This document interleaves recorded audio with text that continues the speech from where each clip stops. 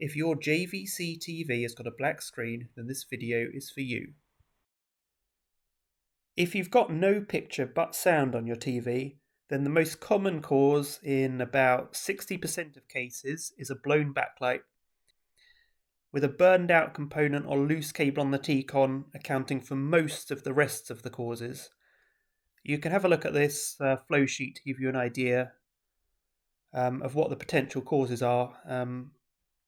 But there could also be, in a small number of cases, a problem with the software or with the HDMI cables. So I'd recommend going through a few simple fixes first before jumping to replacing your backlights.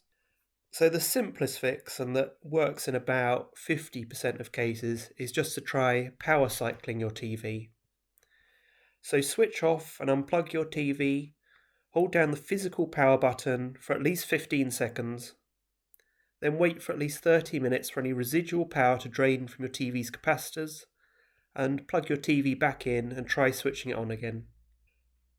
If you've got a red light that's blinking or a power light blinking on the front of your TV, then further power cycles are probably not going to fix this. But if your TV is completely dead and there's no lights at all showing, then just try repeating the power cycle a few more times, as sometimes it can take a while for it to kick in. You should also just double check before we get into the hardware issues that you don't have a faulty surge protector or smart plug between your TV and wall socket. So remove any surge protectors and just plug your TV directly into your wall socket. You can also try a different wall socket if you're not sure whether the wall socket you're using is providing sufficient power. You also just want to make sure that there's no HDMI or external connection problems. So just try taking out all of your HDMI cables and all other cables from the back of your TV other than the power cable, and then try switching it on and seeing if you're still seeing the black screen or the sound with no picture problem. If you're still seeing the problem, then you know it's not an HDMI issue.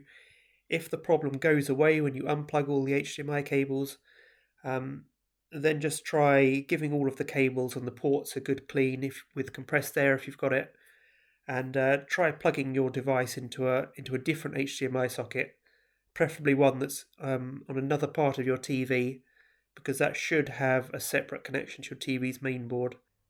If none of that has helped, then you want to have a look for the possibility of a backlight failure. So if you've got sound but there's no picture on your TV, then a backlight failure is the most common cause. So to check for backlight failure, switch your TV on so that you can either hear sound or so that you know the light's on, the power light on the front. Then get right up close to your screen and point a flashlight or the light on your phone directly at the screen, and you can try changing channels with your remote or going into the menu.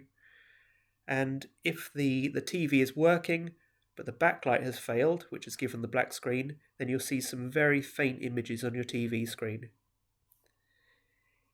If you see these faint images, you can be pretty certain that the backlights themselves are the failure point in your TV.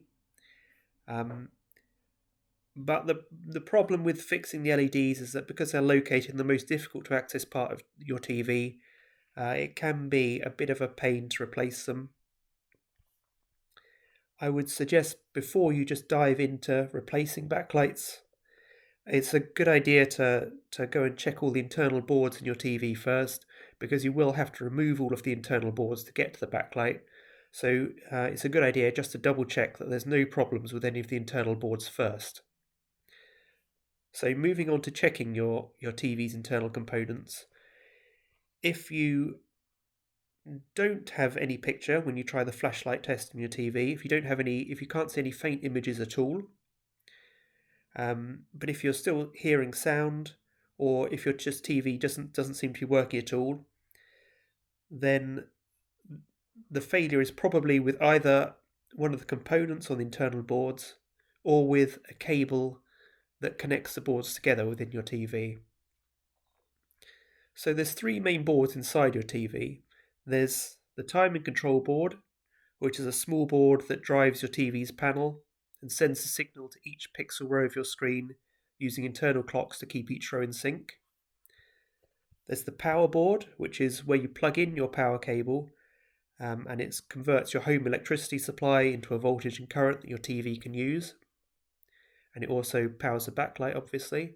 And there's the main board, which is usually a larger board, which is where you plug in your HDMI and other connectors, and which does a lot of the logic for your TV. And it also can control the backlight via a connection to the power board. So these boards are all hidden away under the back panel of your TV, and either the cable connectors between them can come loose or get covered in grime or dust, and that prevents a clean contact, or components on the boards can fail, which means that they don't power the backlight sufficiently, or it cannot provide a constant picture signal. So the first step is just to make sure that all of the internal cables are tightly seated. So you can just try removing all of the cables one by one after unplugging your TV and draining the power, waiting for half an hour or so, because the capacitors can hold charge for quite a while, and you don't want to give yourself a shock. So just unplug all the cables, give all the connectors and the cables themselves a clean, and then just try carefully reseating all of the cables, and then powering up your TV and seeing if the problem's still there. There's some steps in the linked article below on how to open up your TV.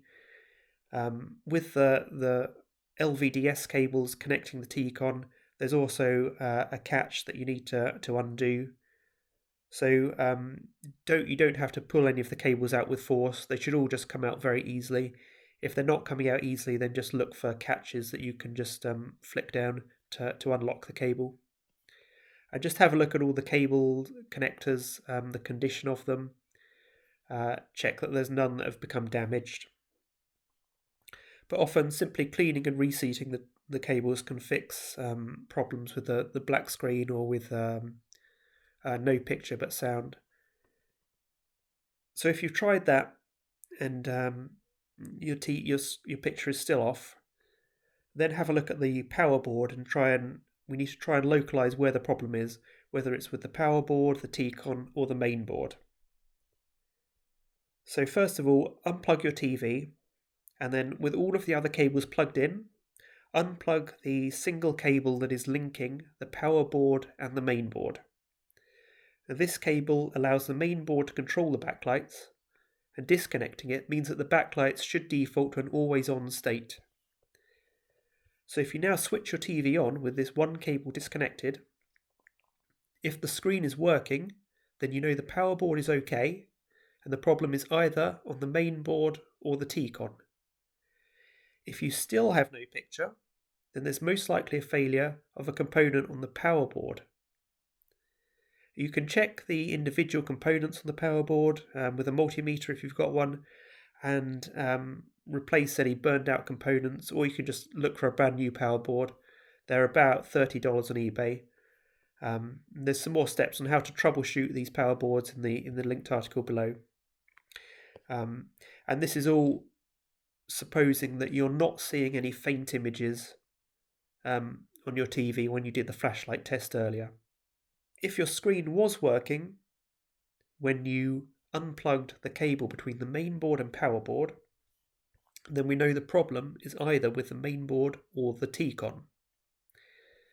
So the T-con is the most likely culprit of most TV screen problems. Often one of the internal clocks fails, and it shows up as artifacts on the screen. But if you've got no picture at all, then actually a main board failure is more common.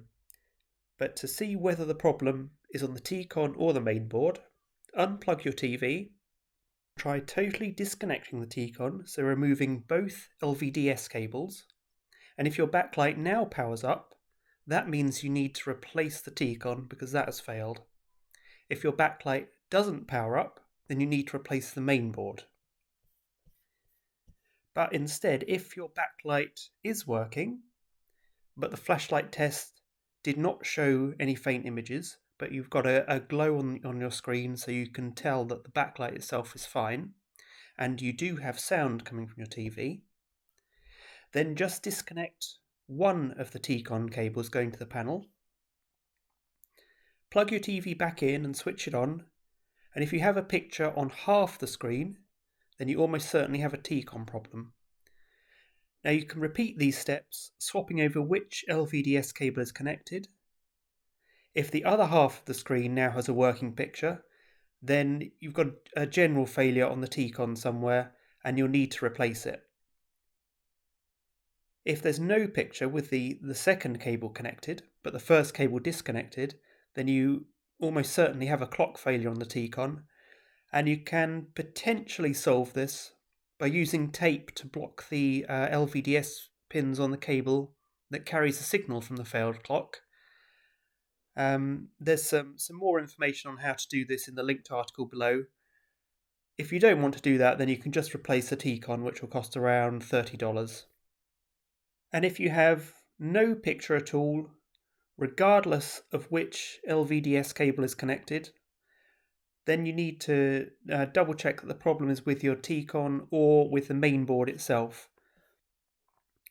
And if you just want to double check that the main board is the cause of your problem, then you can use a multimeter to check the individual pins on the cable connectors on the main board that go to the power board and the T-con.